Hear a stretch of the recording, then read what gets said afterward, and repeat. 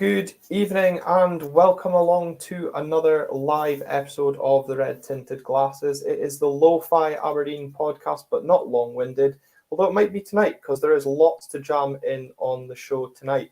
You'll notice there's a bit of a change in the studio tonight. Callum is absent, but I'm delighted to be joined by regular stand-in co-hosts, Jonny Main and Phil Mair. Jonny, how's it going?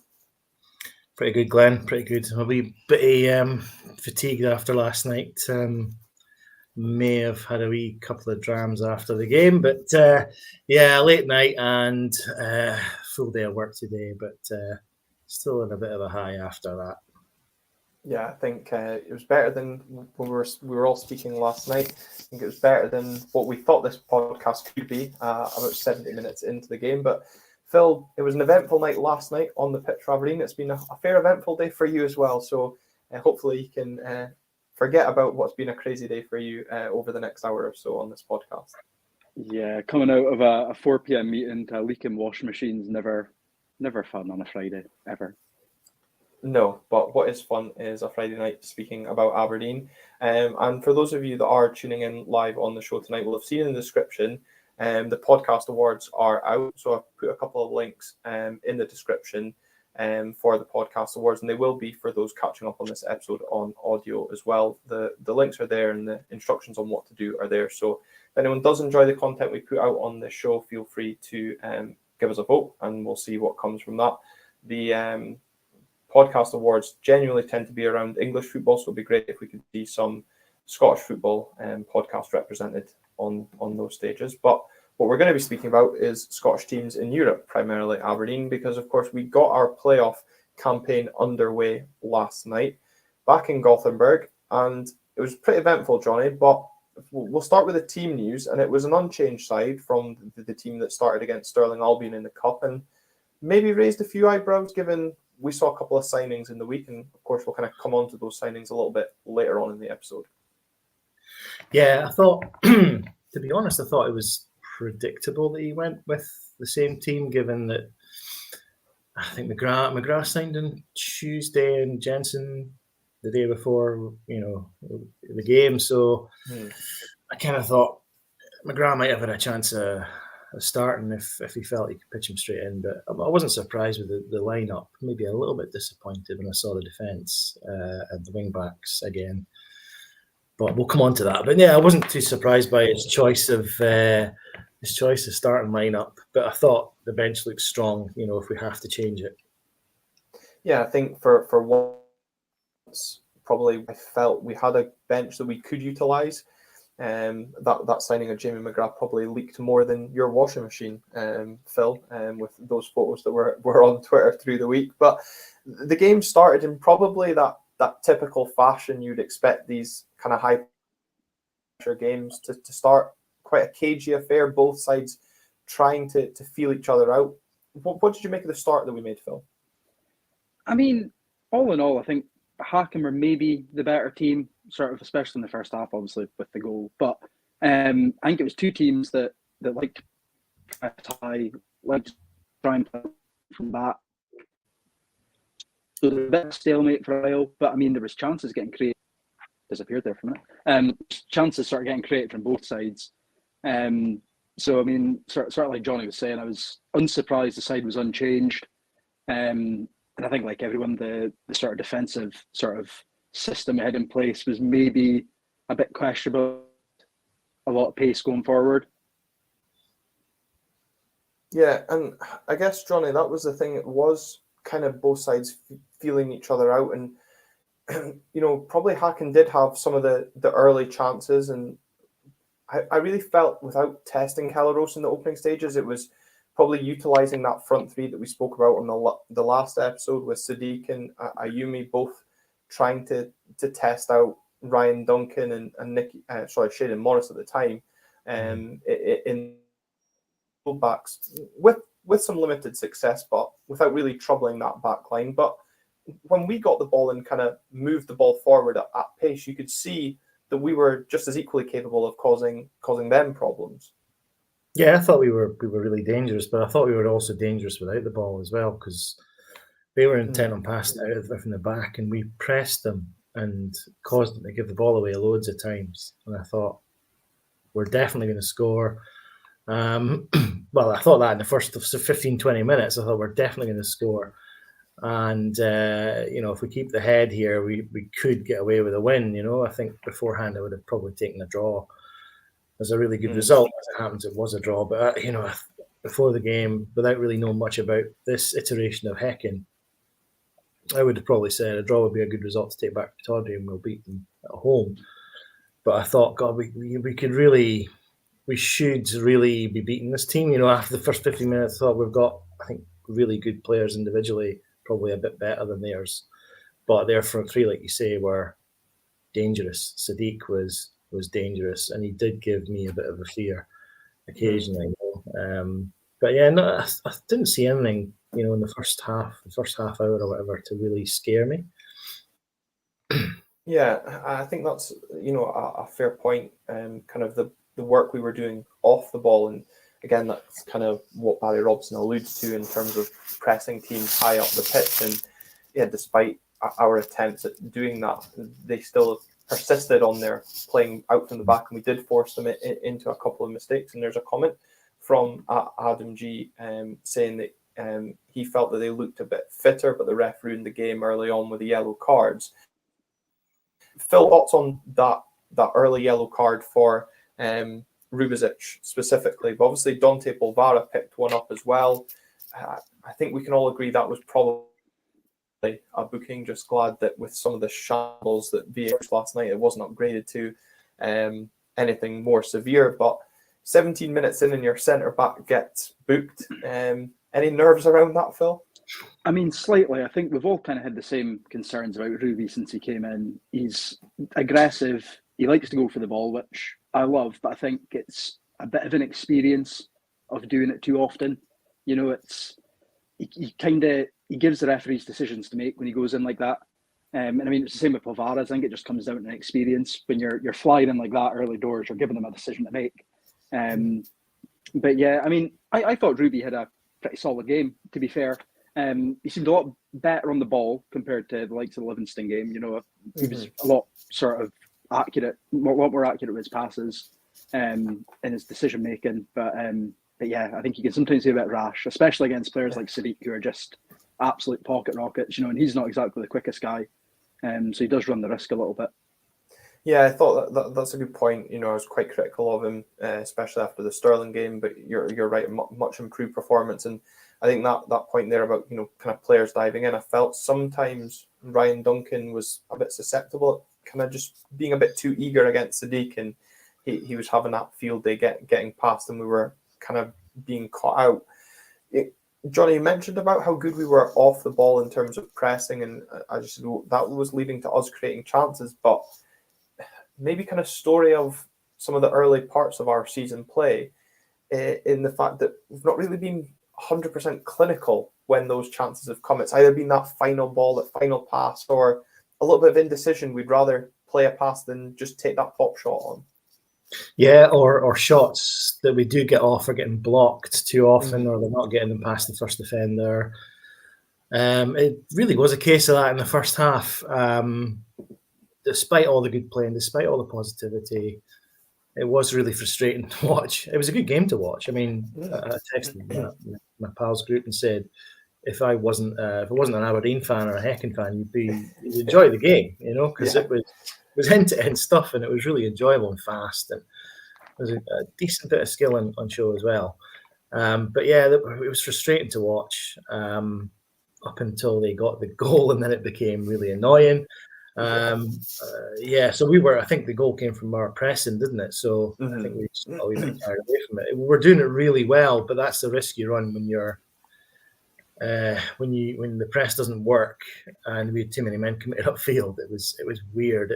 I just thought that can't be right. There's 2 defenders and 4 attackers. I just didn't get it, Yeah, I mean, I think on the goal itself, I think you have to watch the replay to fully understand how bad it is from an Aberdeen point of view, in the sense that we were holding our own in the game. As you said, Jonny, it was an enjoyable game.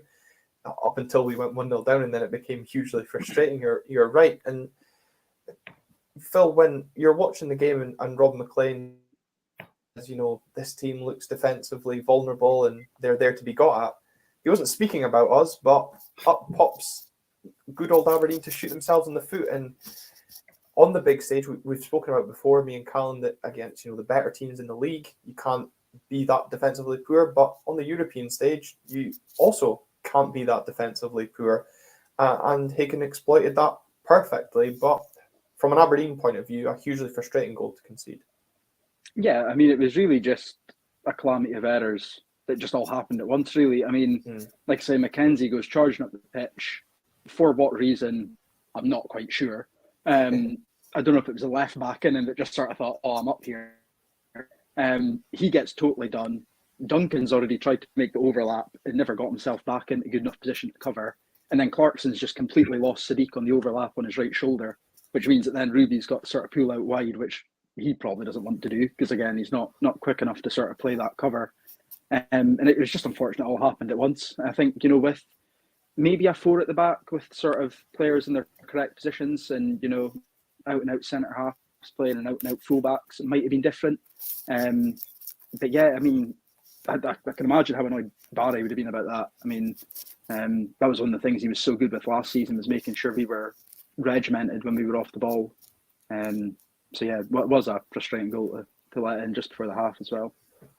Yeah, I think that's a fair point in terms of how Barry will have felt, because you're right, he did make us kind of hard to score against. But as Mark Robertson comments, saying we don't know what instruction kind of Ryan Duncan and Jack McKenzie kind of had for that first half. So, if that high intensity press was the instruction, it kind of didn't help us when we then conceded possession. But there's that age-old saying in football, Jonny, that when you score a goal, you're almost at your most vulnerable, and they were, and the ball falls to Duke free inside the box, and probably one player along with Bojan Miovski you hope the ball falls to, but probably too much time on his hands, and maybe just sums up that kind of early season, I don't know what you want to call it, form or uncertainty that is plaguing Duke just now, and the chance goes a begging, and you probably wonder at that point, is it going to be one of those nights? Absolutely, that's exactly what I thought, because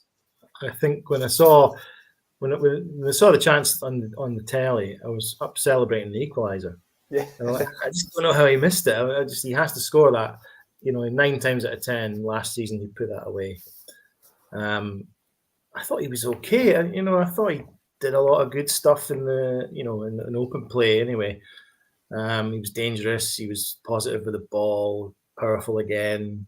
Bit tricky. He did, a few tricks that didn't quite come off, but I thought he was playing okay. But he has to score that as a striker, Yeah, absolutely. And again, it's obviously the fact that he hasn't scored will rightly, mean that some criticism comes his way. But it's probably one of those players that's desperate to get off the mark. But despite that, he doesn't let his head drop, and he still gives all for the rest of the game. But I thought we saw signs, Phil, during that first half, especially of some of the link up and partnership that him and Miovski have. There was the fancy, I can't remember if Bojan headed it across to Duke, and it was a first touch flick back into Bojan's path, but kind of Bojan and Dante don't know who's going to take the shot on, and kind of Dante leaves it for Bojan. But certainly the two up top, they're there on the same wavelength, but right now Bojan's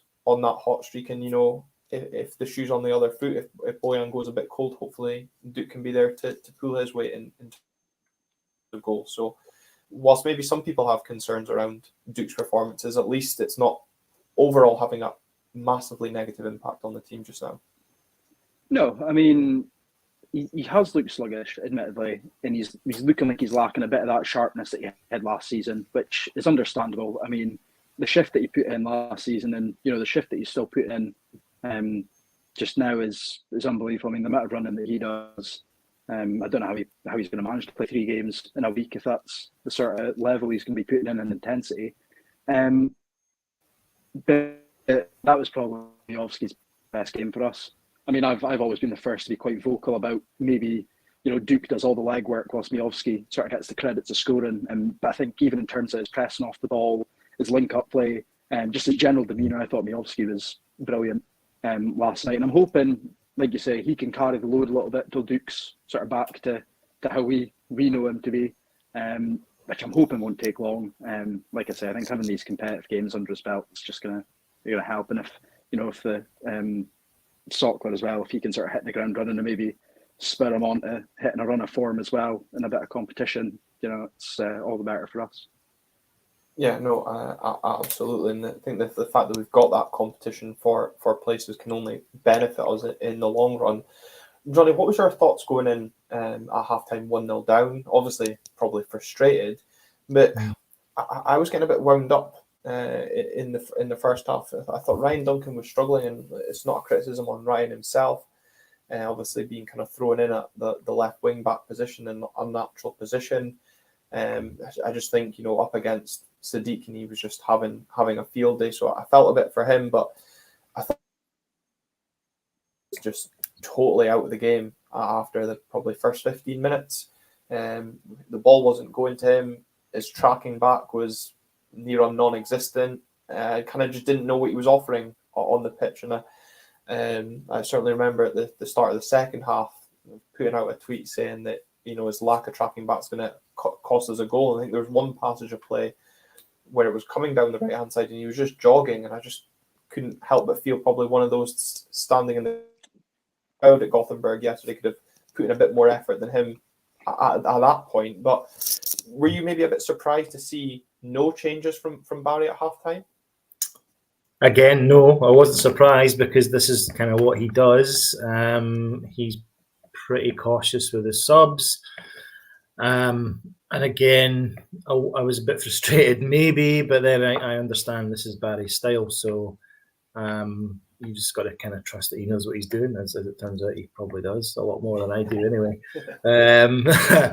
But halftime, I thought, I was frustrated like you, but I thought I still stuck by my pre-match prediction of 2-2, by the way.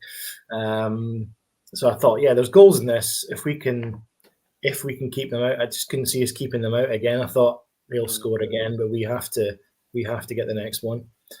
I was frustrated, and I wasn't surprised he didn't sub anyone off. I did think, like you, Duncan, I think Polvara had a pretty poor game.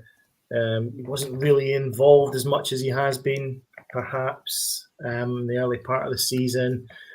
And Shane Morris had a pretty anonymous game, although he did a few good things going forward in the first half. Again, the final ball just isn't there. It's a major frustration with him. But frustrated, but not despondent. Yeah, I think as well with Dante as well, I thought he looked good in the kind of early exchanges of the game, but I just wonder how much that booking kind of affected his game.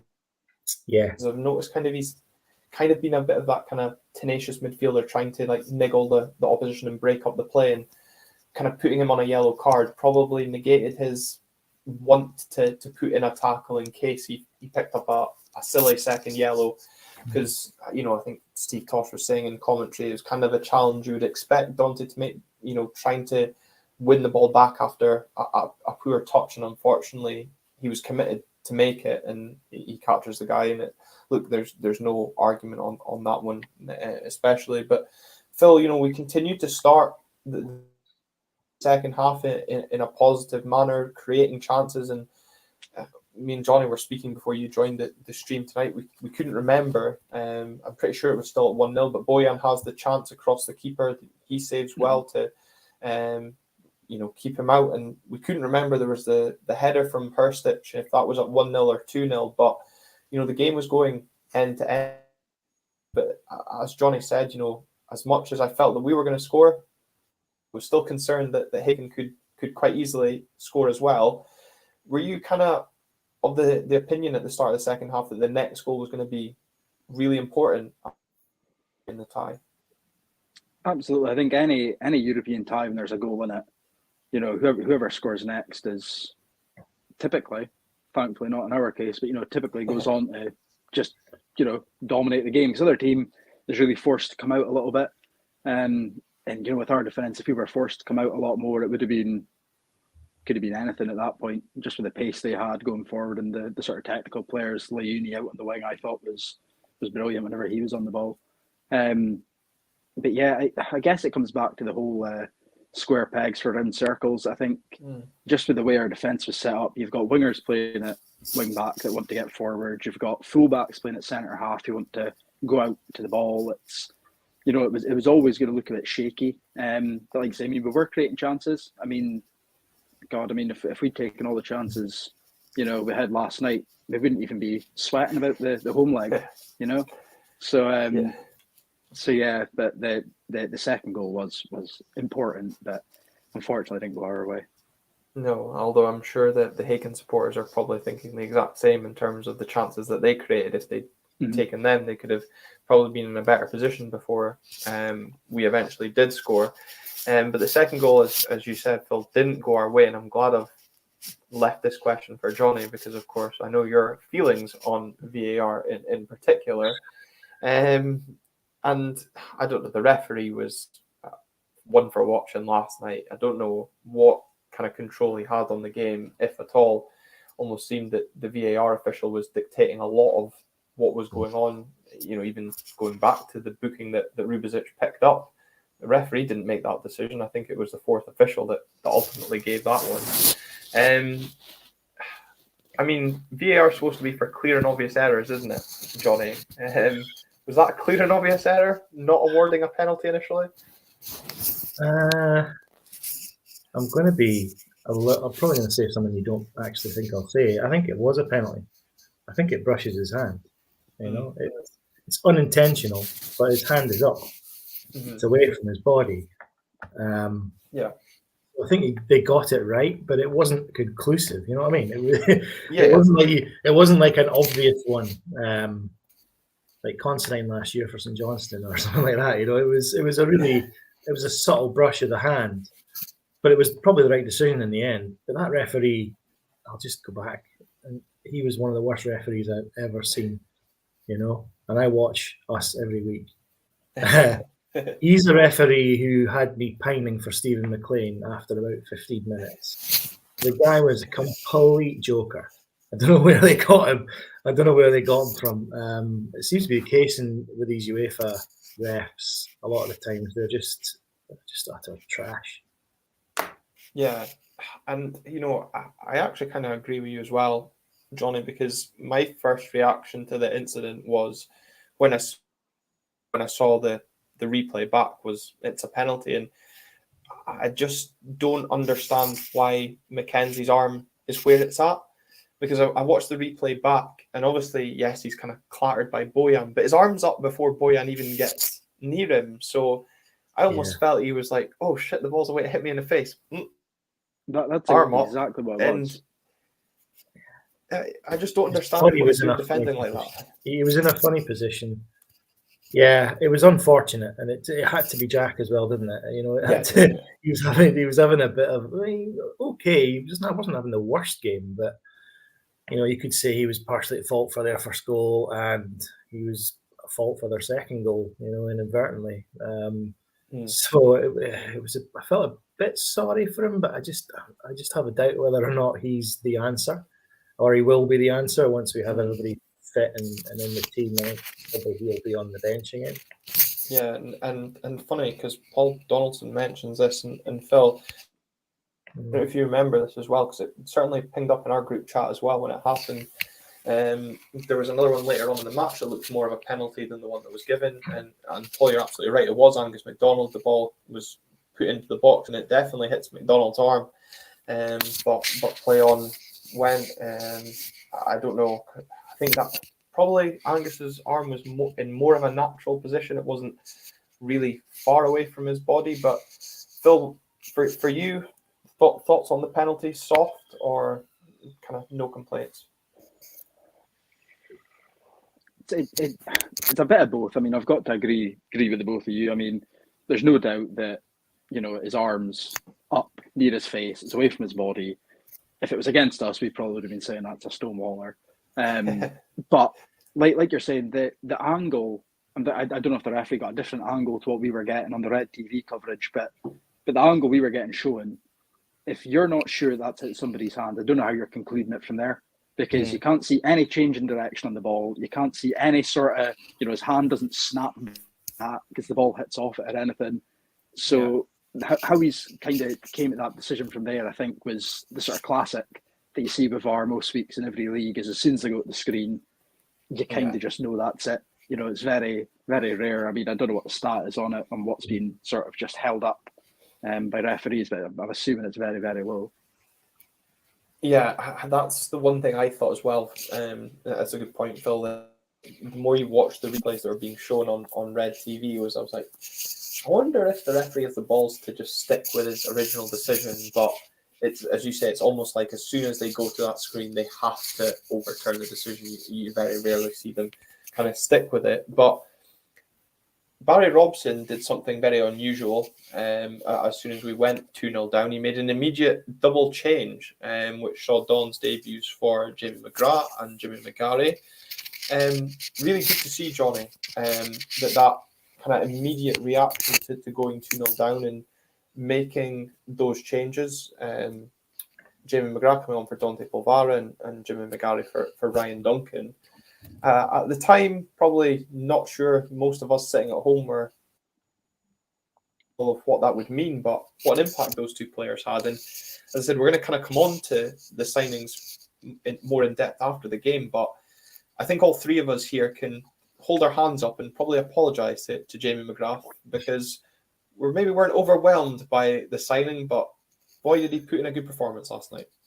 No, not overwhelmed by the signing, but he looked really accomplished. He looked really calm, composed, good touches. I mean, to come on in a game like that for your debut when you're 2 down and to have that kind of an impact, I suppose shows a bit of guts and bottle as well. So I suppose some things I may have not thought he had, all that much of. But fair play to him. He was excellent. And McGarry coming on, I thought, I'll be honest, I thought Ryan Duncan had started the second half all right. He wasn't playing too badly. But McGarry, better positionally, obviously, that's his natural position. I think my view probably was, if he's not match fit, let's just get him on from the start for a half or something, to give us that solidity from the start, and then we'll go from there. But those two subs came on and made a huge difference, and potentially turned the tie around for us, to be honest. Yeah, and I think Phil, Jonny's right. It potentially has turned the tie around for us, and certainly in the case of McGarry, I think Jonny makes a fair point. I don't think Ryan Duncan was having a poor second half. As I said, I'm not singling him out in terms of the first half, given that left wing back's not his natural position, but him coming on gave us somebody more accustomed to that position, but he looked like a player with a lot of energy, a lot of willingness to run. Again, obviously, Ryan Duncan's probably a bit knackered at that point anyway, but given the way Barry Robson spoke about Jimmy McGarry pre-Sterling, I thought, it might be a few weeks before we see him, and I was impressed with what he saw. And, going back to Jamie McGrath as well, obviously relegated last season with Dundee United. Hope you're enjoying the championship, Jim. Probably Jamie McGrath got a point to prove as well coming into Aberdeen. Yeah, no, Jimmy McGarry I thought was great when he came on. I think it probably helped us in the midfield a little bit as well. Obviously, McGrath being in there, but I think Shinnie at times almost has to coach Duncan through the game, and he gets dragged out in midfield quite a lot, or Clarkson or whoever's sort of on the left at that point. Even the likes of sort of McKenzie sort of getting dragged out from centre half to sort of help cover that wing. So I think having somebody there who Shinnie could kind of go, right, I'm confident enough he's defensively sound, he's positionally sound, he's going to do what he needs to do, I think helped us. But what I quite liked about McGarry was he looks like he's got some delivery on him, because he took one of the corners on the right-hand side and obviously stood over the free kick with Bojan towards the end. So he looks like somebody that's, got a bit of a dead ball on him, so that could be pretty promising for us. And like you're saying with McGrath, I was one of the first ones to say it seemed like a sort of panic buy. So he came in and just helped us control that midfield so easily. I mean, and I would act like I'm surprised, but I mean, in hindsight, I mean, he's an Irish international that's played in, big games for Ireland. He created umpteen chances in his time with United, St Mirren and Hearts, and obviously got his big move down to Wigan at the time. So I really, it's probably naivety on my point, but I've just kind of looked at it and gone, oh, he's turned us down. He's a pen merchant. He's hopeless. But no, he did. If we can get him in the team sort of regularly, hopefully Dante still gets a look in, because I think he's been good. But I think having that experience in midfield really did help. Yeah, I kind of agree on the point on Dante as well, but you've now got kind of a suitable backup. A lot of people in the comments tonight still speaking about probably the need for a Ramadani replacement. Probably agree with that, because I think Jamie McGrath's probably more suited to maybe a bit more of a advanced role. But Jamie McGrath has a hand in a way in the opening goal. From an Aberdeen point of view, Jonny wins the ball back, plays it back to Leighton Clarkson. But really, all the work for that goal is down to Bojan Miovski, as we said, unlucky earlier in the evening to have his shot across the goalkeeper, well saved.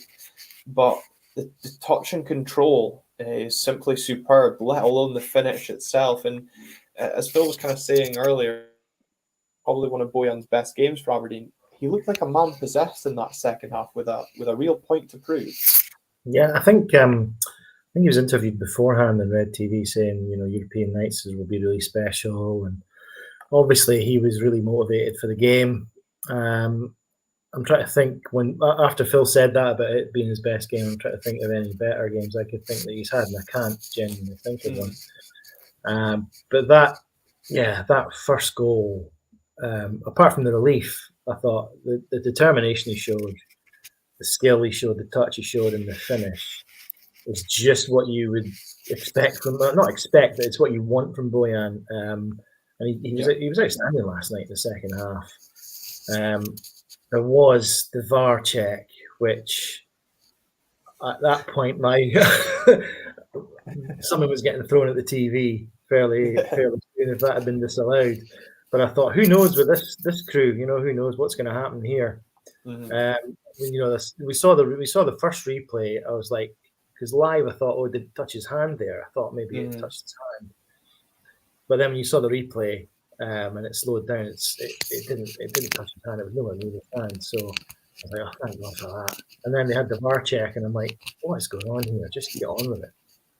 Yeah, I have to admit, when a couple of hands went up from the Hacken defenders, I thought, oh no, okay, the referee's not gave it, and I thought, did it not?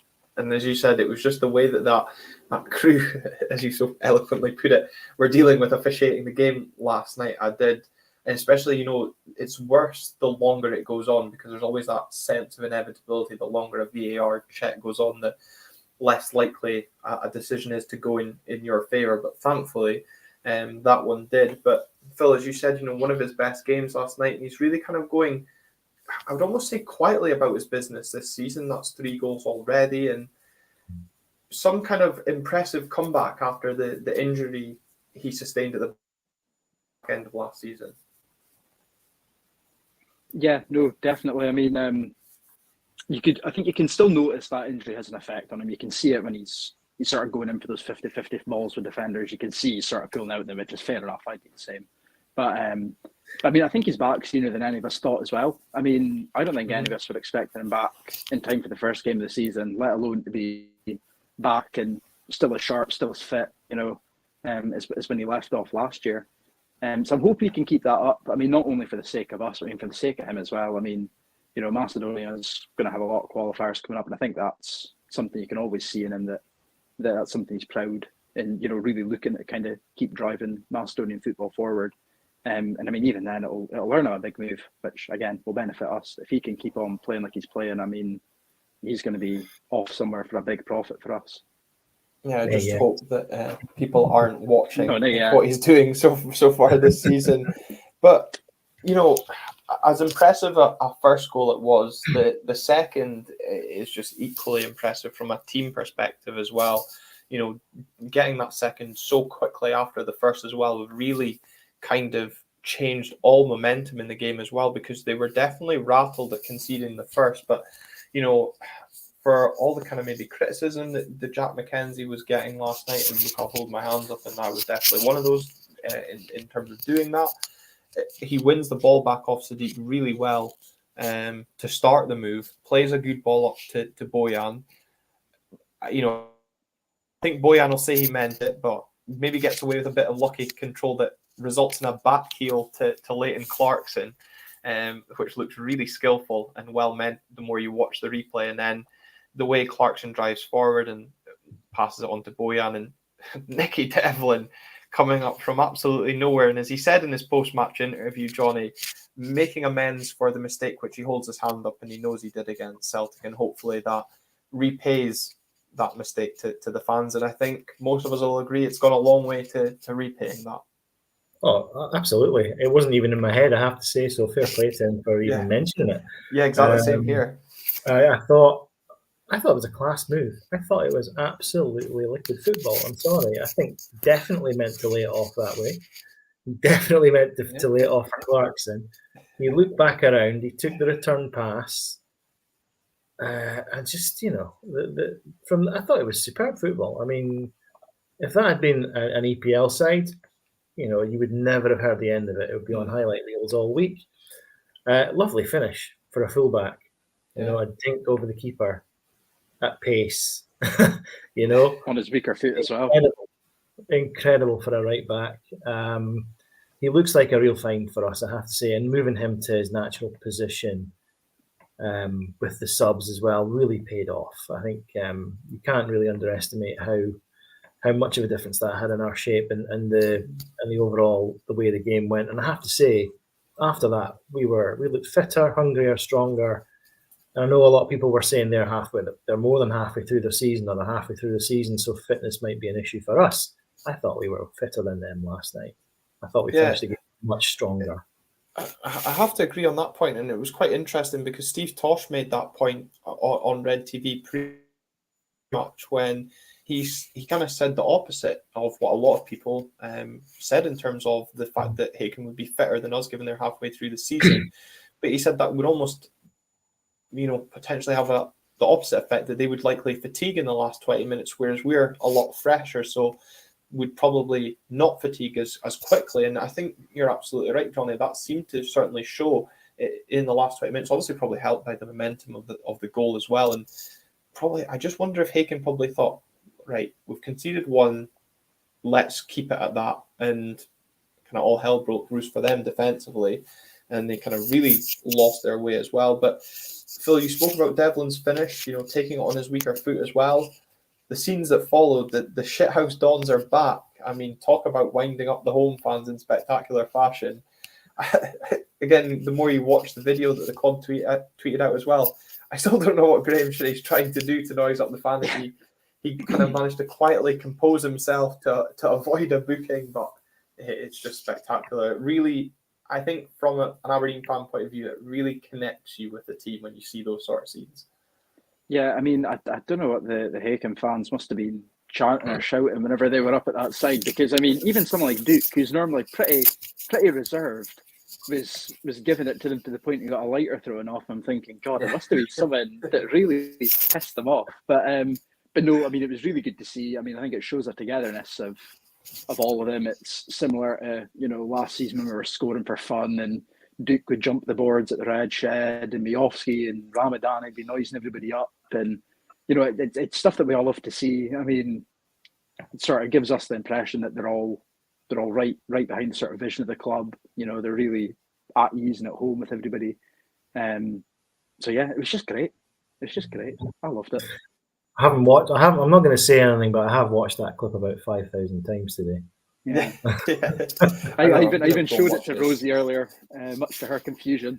And she's going, "What's so good about that?" I'm like, "No, look at Finney. Look what he's doing." She's going, I played it to a wee boy, and I played it to him again tonight, and he said, "I've seen it already, Dad." I'm like, "Oh, okay, sorry. I'll show you again." Yeah, like that video of the Killie fan celebrating the cup win, and every time it comes on my feed, I've just got to watch it. It's the same with that video on the Killie of the behind the goal. I've just got to watch it. Every time you see something different of a different player acting in a different way, And Jonny, we've spoken about the good side of Bojan in terms of the goals and the finishing. Should we maybe speak about the clever side of Bojan as well? Threw on goal in the 90th minute and assaulted severely, which the home side reduced to 10 men. I mean, I think there's no complaints that that's the second yellow. No. But clever play from Bojan. Possibly. When I saw it live, I thought he's just taking him around the neck. He's put his arm in. But when you see the replay, it's more of his chest. Mm-hmm. He's certainly taking him out though, so there's no complaints. I don't know what he was complaining about as he was going off. Yeah, no. I was like, what's he on? I mean, it's obviously he's just lost the place, right? And it's a second yellow card, maybe a bit clever. We've seen it before with Bojan. I don't mind it at all. I mean, people do it to us all the time. Yeah. Why should we not do the same back? I mean, especially last night, I think they had two players who dived in the penalty area and were not booked. Mm. Well, yeah. Sorry, it wasn't a penalty, but it wasn't a yellow card at the same time. Again, the referee completely baffling me and rewriting the rule book, I guess. Yeah. Yeah, the first one, the left back. I think that's baffling beyond belief how that wasn't a booking. The second one, I think the one you're referring to would have been Sadiq when he went down under a challenge from McKenzie. To be honest, my initial thought when that was, I thought that was a penalty. I know what you're going to say, yeah. But the ball was miles away to the left and Sadiq kind of moved in towards Jack, I felt, Although yeah, I think when you watched go to ground, and I'm like, why did he dive in there? There's nowhere near the ball. Yeah. You're just asking for trouble, but there was minimal contact, and he threw himself. And that's so. I think the probably good thing about having VAR in that situation was my certainly instinct watching that live was, oh my god, that's a penalty. But when you watch the replay, as you say, Sadiq is waiting for that contact, but goes down a bit too early. So in that sense, probably VAR would have hopefully saved us. But you're never too sure with VAR. But Phil, it could have been an even better night. Jamie McGrath putting the ball in the back of the net in stoppage time. Unfortunately, Bojan was offside in the build-up. So the game ends 2-2. Do you feel momentum is with us going into the second leg? Of course, Pittodrie now officially a sellout for the return leg after some rapid ticket sales today. Is the momentum with us going into next week? Of course, both sides have games this weekend. We travel to St Mirren and Hacken have a local derbies, but you've got to fancy us next week right now, don't you? Absolutely. I mean, to come from 2 goals down is a gut punch to any team you're playing against. So I mean, even just that. But I mean, like we were saying earlier, with was it Hammer or whatever it is, the centre half that got sent off. Assuming he's their starting centre half week in, week out, to be missing him for the leg will be big. I mean, everyone knows that chopping and changing your defenders is not the easiest thing to do, especially in Europe against good teams. The sellout Pittodrie, hopefully the likes of McGarry maybe starting, and if we can pick up a good win on the road to St Mirren, then I think it's the wins behind our sail a bit more, I think. Yeah, and Jonny, I was doing Clyde Super Scoreboard before this, and Hugh Keevan said that Aberdeen fans have to forget what happened 2 years ago when we beat Hacken 5-1 at Pittodrie, because what's in the past is in the past. Funny, Rangers fans don't remember what's in the past is in the past. But in terms of Aberdeen, we spoke about this again before coming live, and Phil makes the point about them having to change the defence. Hopefully by next Thursday, our defence is even stronger as well. As Phil mentions, McGarry obviously getting minutes, Angus MacDonald last night as well. Probably could even see Nicky Devlin starting that game in a more natural right wing back position. So we're not actually favourites for the game. We're nearly 2-1 to win the game in 90 minutes. Hacken are down as favourites for next Thursday, but I can't help but feel we should be in the driving seat, and that's what I said on that show tonight. We have a huge chance to make the Europa League group stages. after, I mean, I'm a lot more confident about it now than I was last night before the game. Didn't really know what to expect from Hacken. Again, didn't really know what to expect from Aberdeen either. And I think, I don't just think this result last night and the manner of the result, it's not really the result itself, but more about the way we came back from 2 down. As Phil was saying, it's a gut punch for them. But for us, it could be a kickstarter for the whole season, because we were kind of waiting for the season to get going. Didn't really get going against Stirling Albion. Now we've got a bit of momentum potentially, although we didn't win the game. We've drawn the game. Yeah. We put ourselves in a great position. We have to win a home game. We're pretty good at home under Barry Robson. The tawdry atmosphere, I can't see them coping with it. I really can't. I think we are, maybe the bookies are putting them as favourites, but I definitely got us as favourites. Yeah, I would have us as favourites as well. As you said, we've got a pretty good home record. Haken's away record in Europe's pretty suspect from what I've seen as well. And I suppose it's similar to what they were alluding to a lot on Red TV as well. I mean, they're going from playing on a plastic pitch to proper grass. I mean, that could be totally in our favour. Who knows? Yeah, no, I agree again with that. Steve Tosh alluded to that as well. They kind of knew what to anticipate in terms of the bounce of the ball. It was funny listening to Barry Robson's kind of post-match comments as well. It almost seems that every game this season there's going to be a comment about the pitch. But he made a point as well about Stirling Albion not having the multi-ball system at their disposal, so that the game couldn't restart in a quick manner from an Aberdeen point of view. So again, that's something that maybe we'll be able to utilise next week. But there was a point from Dandy Don that came in as well that, commending the mental strength and fitness levels of the players, considering we were up against a team well into their season, of course, also challenging the top end of their season as well, just a point off the league leaders in the Swedish Premiership. So yeah, we've really got to, for all the criticism that, the players and Robson's maybe going to get on this podcast in recent weeks, you really got to kind of praise them where they deserve. All to play for next week, and it's great to see a sell-out Tawdry. So bring that on. But Jonny, you made the point about hopefully this can be the kind of springboard to kind of kick-starting the league season. And before we talk about the trip to Paisley at the weekend, of course, we'll speak about the two new additions in a bit more depth. So the first one being Jamie McGrath. I'll go with the one that we all know a bit about. Jamie McGrath, as I said, maybe coming with a point to prove, saying, signing a big club, and he realises that the size of the club, it's only taken him 3 attempts to realise the size of the club. Sorry, Jamie, it had to be done. We spoke about this and I've seen your comments on Twitter as well. A player about in terms of quality over quantity, vice versa. And, a signing that was done, we could have got him earlier given he was a free agent a few weeks ago. And maybe we did have to kind of bide our time a little bit for Jamie. But do kind of any of the concerns that fans might have had around his signing any negatements last night? I may be eating those ill-chosen words fairly soon if he keeps on playing the way he started last night. Anyway, I don't really. I'm not bothered about him turning us down twice. He went to Wigan for more money. I think most of us would have done that. Especially if we're not emotionally tied in any way to Aberdeen. Yeah. So you can't blame him for that. I think the situation at United was a complicated one with the clubs and the loan fee or the wages or whatever that United were prepared to pay. So I think that was taken out of his hands as well. As a player, he's, I think I'm prepared to give him a good go and a good chance to prove what he can do.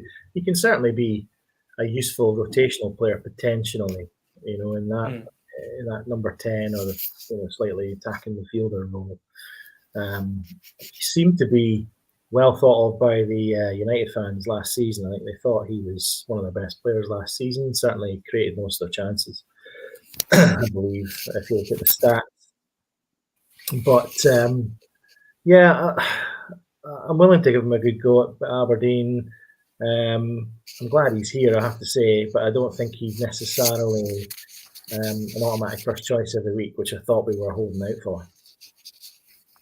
Yeah, and I think there's a couple of points here that you make are kind of interesting there in terms of, is he going to be that regular starter for us week in, week out?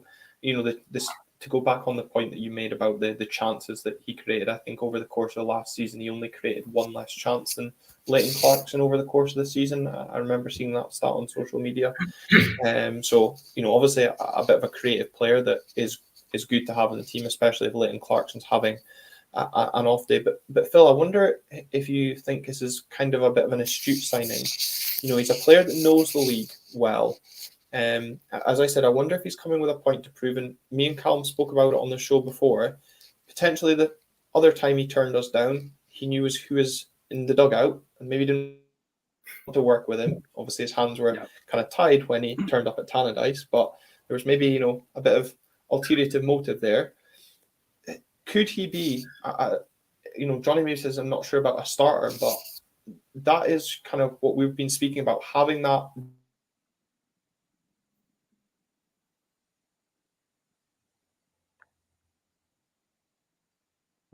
Totally frozen for me. Is he frozen? Yeah.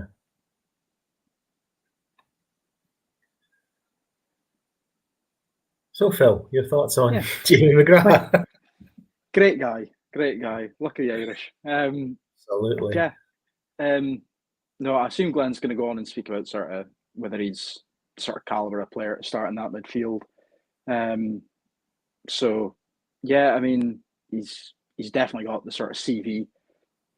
Played multiple big games, qualifiers for Ireland. He's been around the league at various levels, challenging for sort of European spots with Hearts or basement battles with Dundee United. So I think it all really depends on how he's going to get utilised. I think Clarkson's definitely probably more suited as being our starting creative player. Whether McGrath can sort of sit deep with Shinnie in that three, I'm unsure whether that's his sort of mould. Like I say, I never watched him week in, week out like St Mirren fans or whatever, so I don't know what he's like in terms of his sort of defensive capabilities and sort of physicality on the ball. So, like you were saying earlier, the sort of Ramadani replacement, I don't think he is. But with Dante still sort of getting experience in the league, I don't see why he couldn't be a sort of good sort of mentor in a way, and a sort of backup and or sort of leader to Dante for him to sort of play off of. Yeah. Do you start him this week, do you think? I think he might. I think whether he starts against St Mirren, I don't know. Against Hacken, maybe, just purely because that midfield looked so much more balanced. When he came in, he got his foot on the ball. And maybe it was just because we were trailing.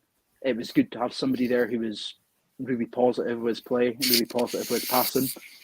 So whether that's how Barry wants to start the game and sort of almost try and kill it off early, because when we saw how they all reacted when they conceded the sort of late goals. If they lose their heads conceding early, then it's even better for us. Yeah. Oh, I'm glad you two managed to carry the show. Professionalism, Glen. Shut the bed. We just sat here sitting in silence until you came back. As Jay said, that's what I get for speaking ill of Jim Goodwin, coming back to haunt me and ruin this. But maybe that's why we're referred to as 5 podcasts, because things like that happen. But we'll carry on regardless. And there's druids money. You can't pay the Lecky meter, Glen. I'm disappointed. I know.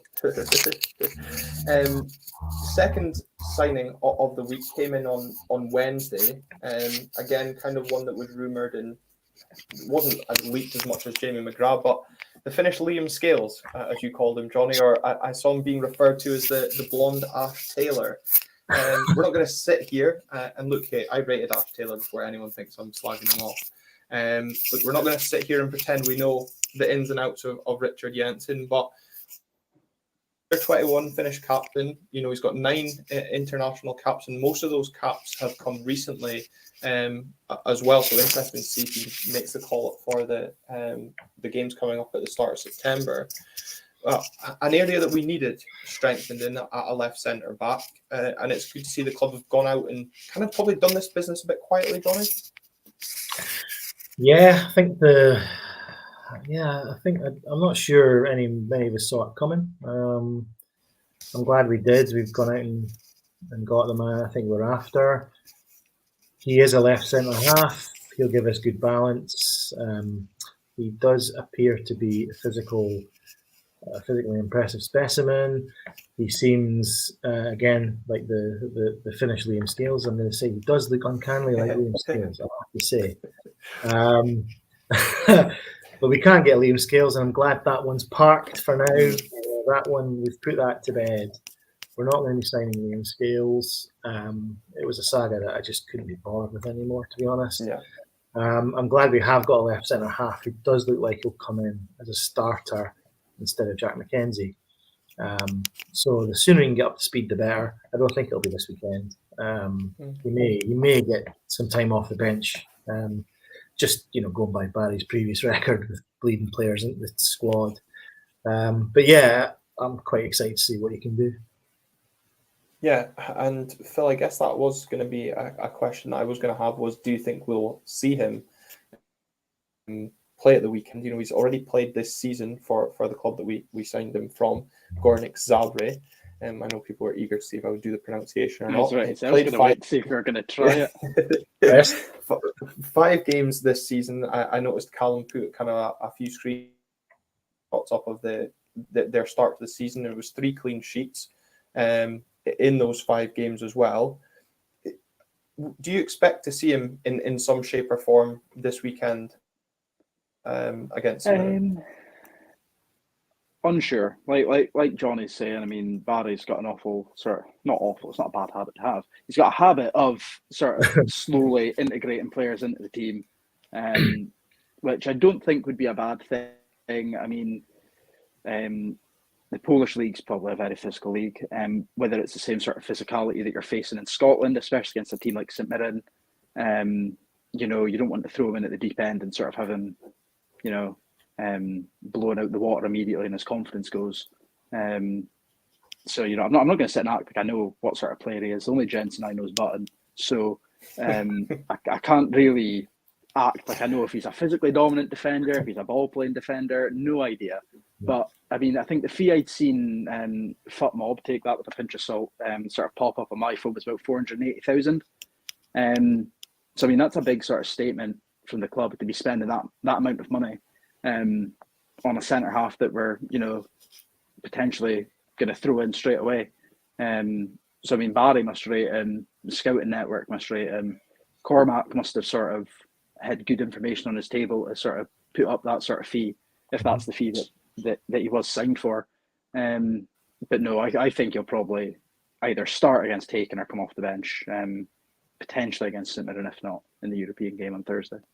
Yeah, well, I think, if he's going to be involved next Thursday, I think he needs to get some minutes this Sunday. But I'm impressed that he managed to fit Jensen Button into this podcast. And it's good to have the Formula One back this weekend. I know the three of us could sit here and speak about that for just as long as we could speak about Aberdeen as well. But the point you made, Jonny, about the Liam Scales saga, I think, I'm in the same boat as you. I'm glad to see kind of the end of that. I think that'll be dead and buried probably maybe until January, who knows. But I think, in terms of what Barry Robson kept saying, he wanted players in on a permanent basis. He didn't want loan signings. So it's good to see that we've not, kind of held out for Liam Scales and he joins the club on loan. We've gone out and, as Phil says, I heard it was around about the £400,000 mark as well. We've gone out and paid good money of Cormac coins to get Jensen in and strengthen the defence and on the side that we knew we needed. And, Philip mentioned that the Polish league is physical. And I think, Jonny, it's fair to say that this weekend's encounter could equally be as physical, of course, as the Dons return to Premiership action this weekend, taking a trip to Paisley on Sunday in a 3:00 kickoff. St Mirren's not a ground, Jonny, that we've got a good recent record at. Not one in our last 4 visits. 3 of those last 4 visits have seen a red card. And in fact, in the last 4 straight meetings between the sides, this game has produced a red card. So if it is going to be a defensive red card, Richard Jensen could yet see an unexpected debut sooner than expected.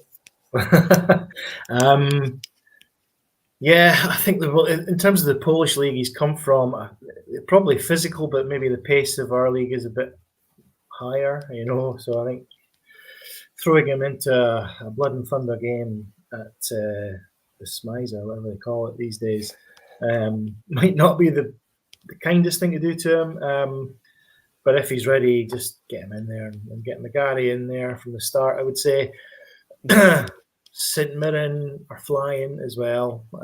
It's not just the fact that our record there is traditionally quite bad. They're an awkward team for us to play against at the best of times, but they seem to have started really well. Have some good form. They're top of the league, aren't they, in goal difference or something like that? Well, they're unbeaten anyway. So they're up there. I mean, so they're absolutely flying. They'll be seeing this as an opportunity to get another one over on us, and I'm still traumatized by both league matches there last season.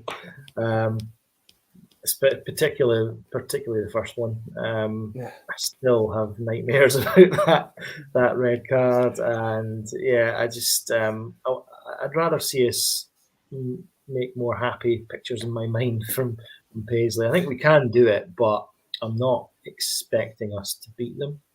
That sounds really silly, but I'm not expecting us to beat them because of our game on Thursday. The game coming up on Thursday, we could be forgiven for focusing more on that. I know the manager would probably say, we'll play one game at a time and all that, but Thursday is the bigger game. So maybe squad rotation comes in. It's a bit early for that, I'd say. But probably take a point just now if you were to offer it to me. I didn't think that's what you would go with. I might reserve. I'll reserve to change my mind for kickoff. Unfortunately, I'm not going to be able to watch the game this Sunday. Not live anyway. So I've got a family event on. So I will not be live tweeting on these occasions. But no, I'll take a point right now. We've got time to. We're playing Hibs next up in the league, aren't we, at home? So that's a certain 3 points.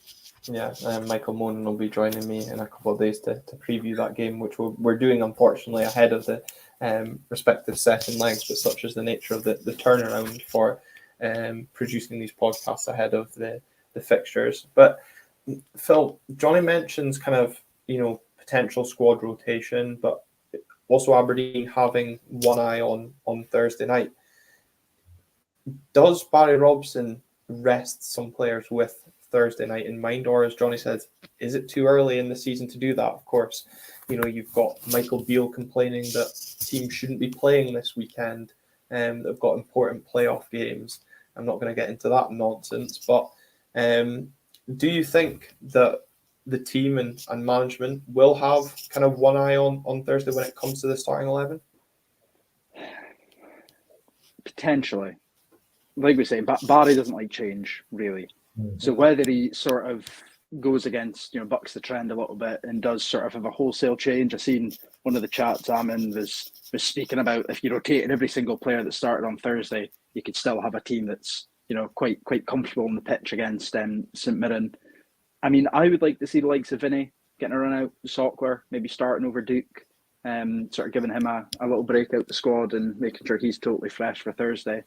But yeah, I really don't know what way he's going to go. At the same time, our start to the league's not been great. Obviously, we weren't expecting much from Celtic before the game, but I mean, after the game, we were kind of looking at it and thinking that was a good chance to at least get a point there.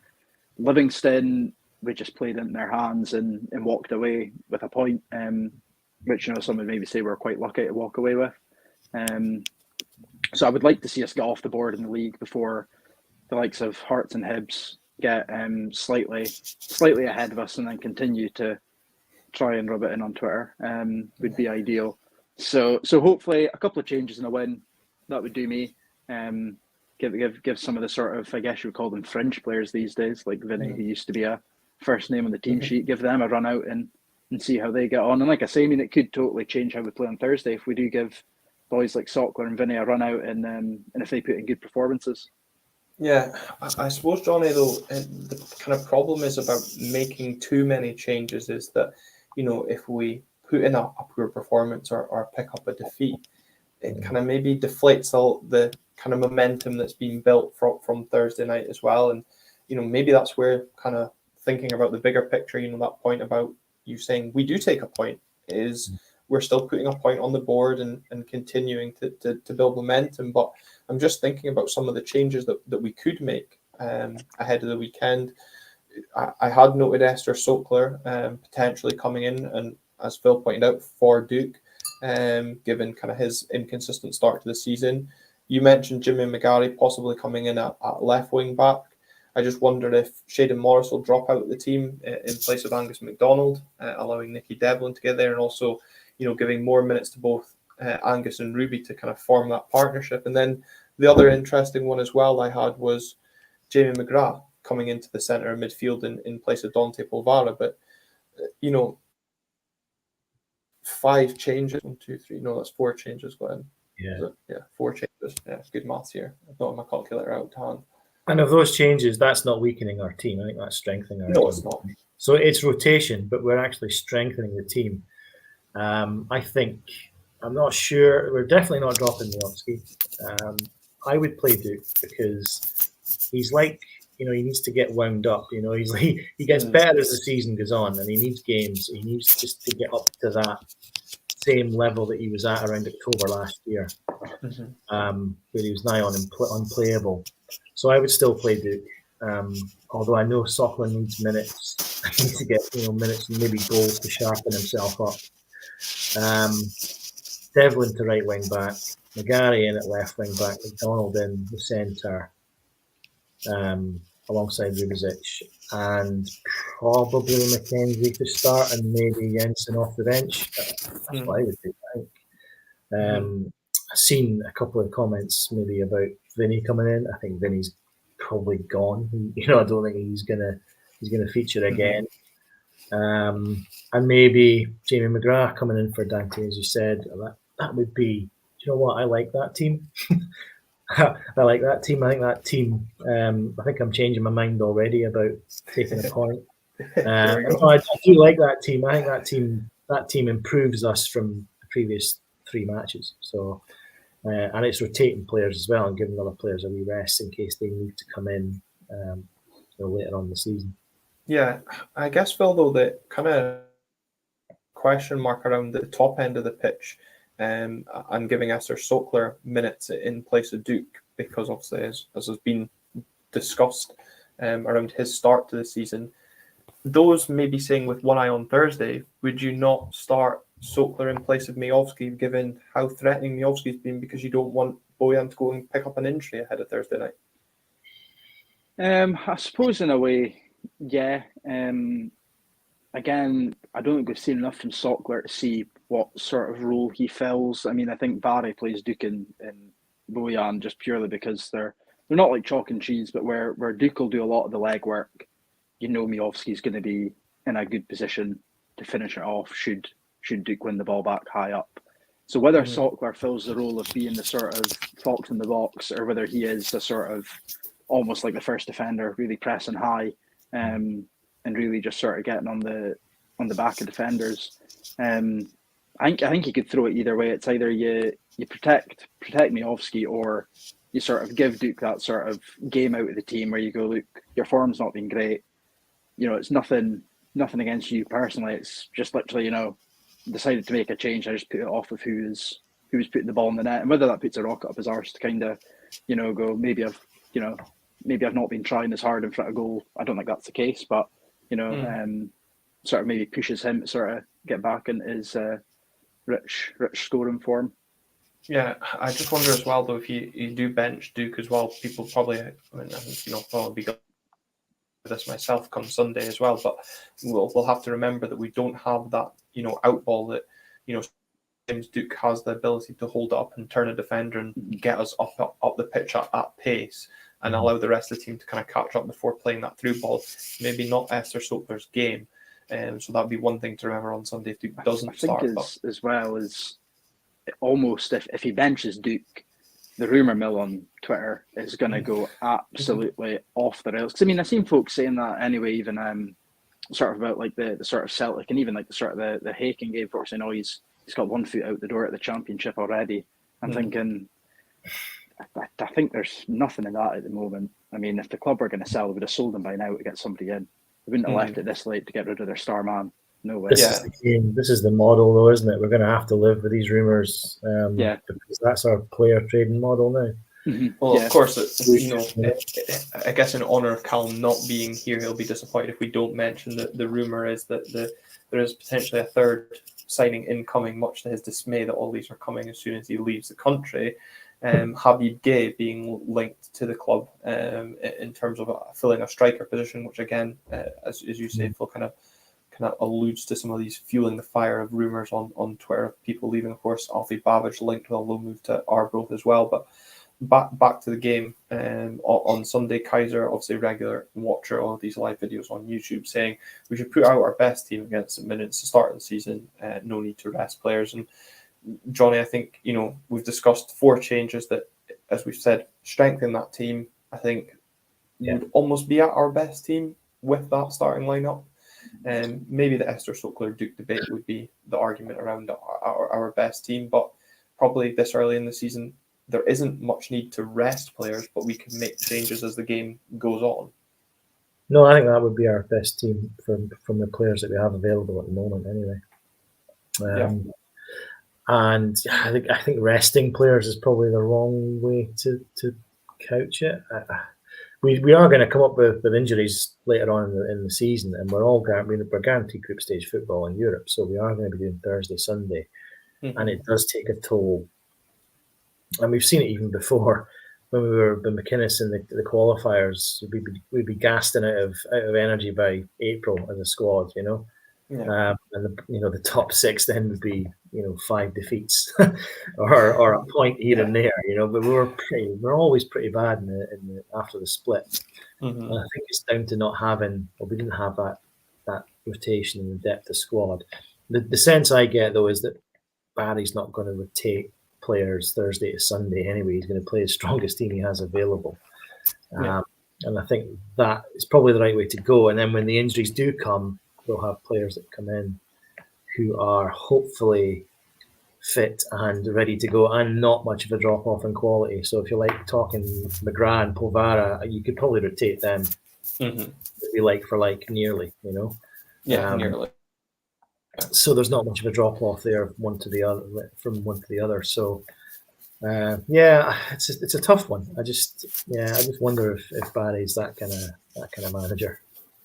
I guess as well, another player that's on the bench the last couple of games but not featured, it's got the same kind of pace and gives us that opportunity up in terms of an out ball would be Jonny Hayes. But I think gone are his days of playing in a more forward role. But again, another player, as you speak about Jonny in terms of fringe, and I think Phil mentioned as well, fringe players, these players in terms of quality coming off the bench and players, Jonny most definitely will be there, keeping himself fit and ready to go when needed as well. But I think we're getting to the stage, obviously, that this time next week the transfer window will be shut or shutting. I think it actually shuts on the 1st, so we'll be close to it shutting at this point next week. Of course, on the show next week, next Friday, whatever group stage we fall into, Phil will be joining me to do a live watch along to the draw at lunchtime. Thankfully, the fixtures aren't out, otherwise we wouldn't be doing that because I'd be too busy on Skyscanner